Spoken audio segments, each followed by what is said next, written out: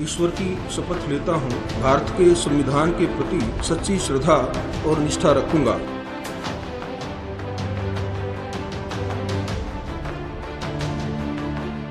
भारत के न्यायिक इतिहास में सोमवार का दिन बेहद महत्वपूर्ण रहा, जब जस्टिस सूर्यकांत ने देश के 53वें मुख्य न्यायाधीश यानी सीजेआई के रूप में राष्ट्रपति भवन में पद और गोपनीयता की शपथ ली।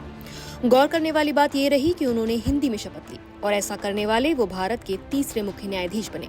इससे पहले जस्टिस एन.वी. रमन्ना और जस्टिस बी.आर. गवई ने भी हिंदी में शपथ ली थी। शपथ ग्रहण समारोह समाप्त होने के कुछ ही मिनट बाद न्यायमूर्ति सूर्यकांत सीधे सुप्रीम कोर्ट पहुंचे। अदालत परिसर में प्रवेश करते ही उन्होंने सबसे पहले वहां लगी महात्मा गांधी और डॉक्टर भीमराव अंबेडकर की प्रतिमाओं पर पुष्प अर्पित किए। ये उनके न्यायिक दृष्टिकोण, संवैधानिक मूल्यों और सामाजिक संवेदनशीलता का प्रतीक माना जा रहा है। इसके तुरंत बाद उन्होंने बिना किसी औपचारिक भाषण या स्वागत कार्यक्रम के सीधा न्यायिक कार्य में हिस्सा लिया। सीजेआई सूर्यकांत ने पहले ही दिन 2 घंटे में 17 मामलों की सुनवाई की। मुख्य न्यायाधीश के रूप में पद संभालते ही उन्होंने 3 न्यायाधीशों वाली पीठ का नेतृत्व किया, जिसमें जस्टिस जॉय मल्लिबागची और जस्टिस अतुल एस चंदुरकर शामिल थे। महज 2 घंटे में 17 मामलों की सुनवाई करना उनकी तेज कार्यशैली और समय अनुशासन की पहली झलक माना जा रहा है।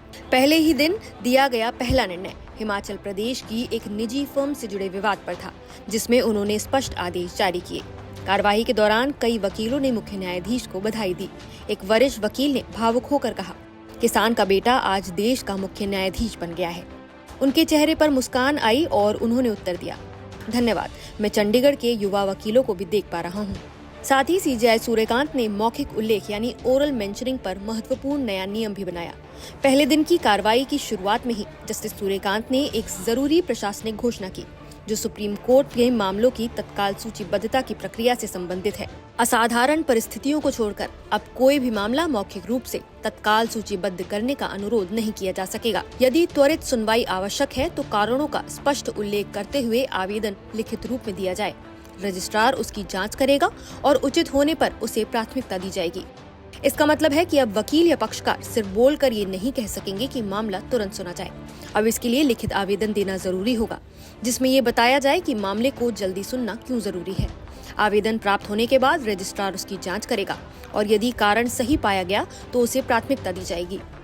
सीजेआई सूर्यकांत ने आगे स्पष्ट किया, केवल तब ही तत्काल सूचीबद्धता होगी जब मामला व्यक्तिगत स्वतंत्रता, मृत्युदंड या अन्य अत्यधिक गंभीर स्थिति से संबंधित होगा।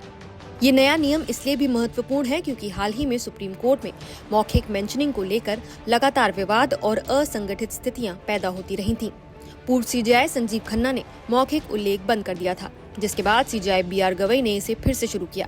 अब सीजेआई सूर्यकांत ने इस प्रणाली को संतुलित और नियंत्रित रूप में लागू करने का संकेत दिया है। सीजेआई का पहला दिन न सिर्फ न्यायपालिका के शीर्ष पद पर नए नेतृत्व का आरंभ जैसा रहा, बल्कि सुप्रीम कोर्ट की कार्यप्रणाली में संभावित बड़े सुधारों की दिशा में मजबूत संकेत भी रहा। आपकी सीजेआई की कार्यप्रणाली पर क्या राय है, हमें कमेंट करके जरूर बताएं। नमस्कार, मैं हूं मानक गुप्ता। अगर आपको हमारा ये वीडियो पसंद आया हो तो इसे लाइक और शेयर जरूर करें और हाँ, हमें सब्सक्राइब और फॉलो करना ना भूलें ताकि आप देश और दुनिया की कोई खबर मिस ना करें। तो जुड़े रहिए हमारे साथ और देखते रहिए News 24।